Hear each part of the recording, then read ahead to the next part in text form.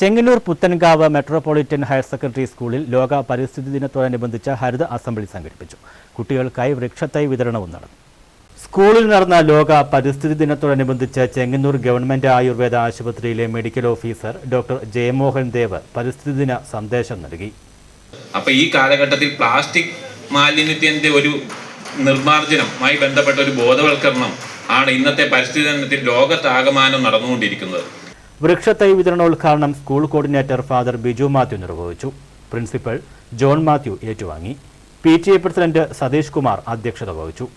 Headmaster Sibi Varghese, Sera Mariyam, Ponnachan, Alex Varghese തുടങ്ങിയവർ നേതൃത്വം നൽകി. SPC കേഡറ്റ്സിന്റെ നേതൃത്വത്തിൽ സ്കൂൾ ട്രീ വാക്ക് റാലി നടത്തി.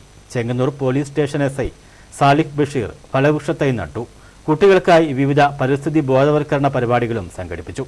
പരിസ്ഥിതി സംരക്ഷണം എന്നത് ഓരോ പൗരന്റെയും കടമയാണെന്നും ഈ വർഷത്തെ പരിസ്ഥിതി ദിന മുദ്രാവാക്യമായ എൻഡ് പ്ലാസ്റ്റിക് പൊല്യൂഷൻ ഗ്ലോബലി എന്ന വിഷയത്തിൽ എങ്ങനെയൊരു പ്ലാസ്റ്റിക് വിമുക്ത ലോകം നിർമ്മിക്കാമെന്നതിനെപ്പറ്റിയും കുട്ടികൾക്ക് അവബോധം നൽകി.